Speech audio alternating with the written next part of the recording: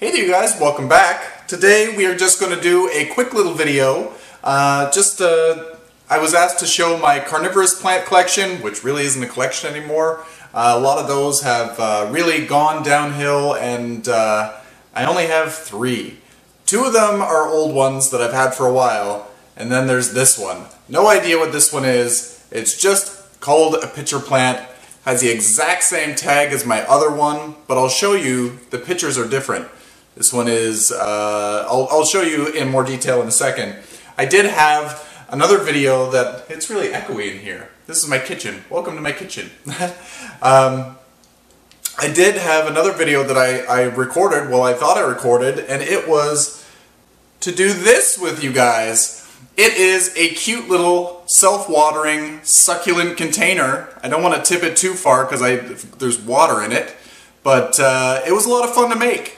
And then I went to edit my video, and one of the segments wasn't there, because I do the 2 camera things on some of my videos. So one of the angles wasn't there, and I'm like, but that's looking at the pot. How will you see what I'm talking about and doing if you can't see what I'm doing? So anyway, you would hear me talking and looking down, but you wouldn't see any action. So I guess we can't do that one. So you win some, you lose some. So anyway, this is a cute little self-watering planter for succulents. It is going to be in my stairway. That's the brightest window in our house, and it's in a self-watering pot, like I said. So when you're growing succulents in a self-watering pot, do I recommend it? Maybe. You just have to know what you're doing. You want to allow the pot to go completely dry for an extended period of time. You've got this. On this one, there's that little water gauge. I don't know whether you're able to see it. It's half full right now. So with an average plant, you'll let it dry down for a day or 2 and then re-water. You'll put the water in the reservoir, and it keeps the soil evenly moist. But as you probably know, cactus and succulents don't want to be always evenly moist. You could cause rot. So with this one, I will let it dry down, be completely dry for about a month, and then I will water it again. So just watch it, be mindful of it. You can grow plants in almost anything as long as you're paying attention to them. So sometimes you need to water more, sometimes you need to water less, depending on what you're planting it in. But always be mindful of what the plant's requirements are, and that will kind of tell you how you need to be for care.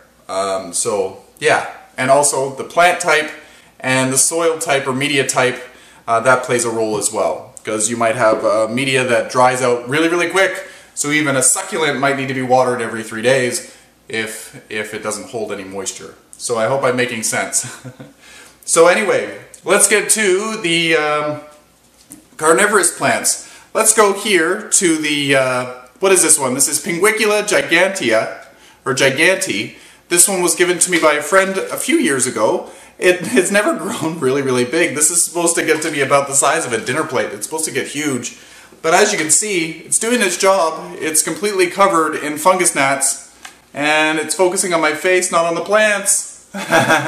Normally, I want it to focus on my face, and it doesn't. Now that I want it to focus on the plants, it's going to focus on my face. So, so that's that one. This is a really fun one to grow. I recommend to have everybody that grows indoors to have some sort of a Pinguicula or a Drosera, a sundew.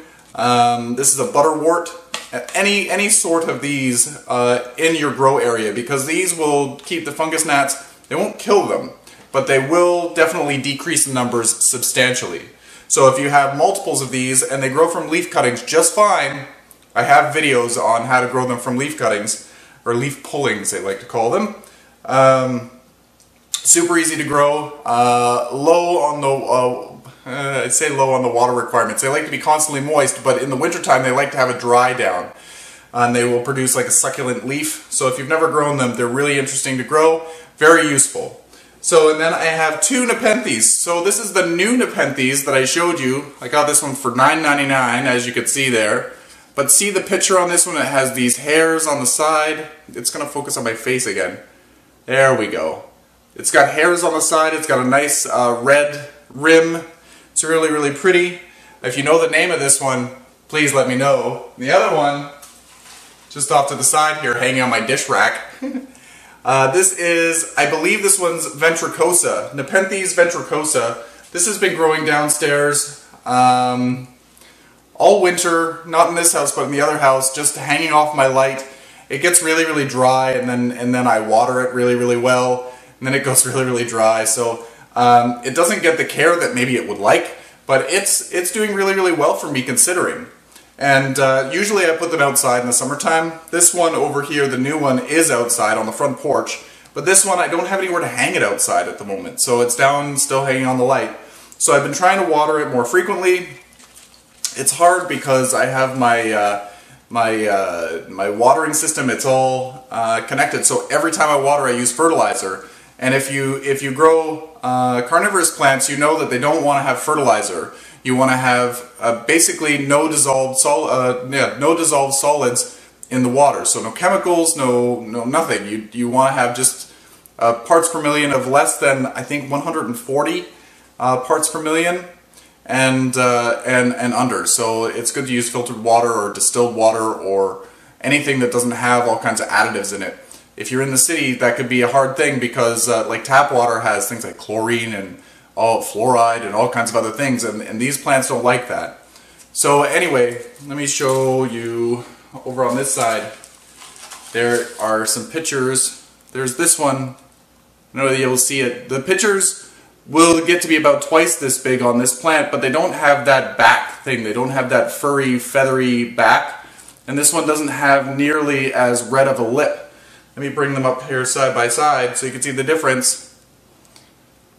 Do you see the difference there?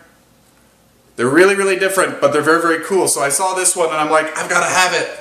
So fingers crossed that it does well for me. So sorry that I didn't have a regular video for you guys, but I hope that you enjoyed this little update.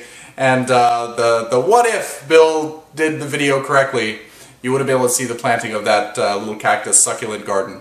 So anyway, there are more little grouping gardens that I'm going to be doing throughout the season. So stay tuned for that. And until next time, you guys, happy growing. Show me on the Plants and Things What's Growing page what you guys are finding interesting in your yard or your garden, indoor or outdoor. Maybe you're doing some container planting yourself and you're really proud of what you did. Show us. We'd love to see it. And maybe we'll get some ideas. Maybe you'll get some ideas. I don't know. So anyway, until next time, happy growing.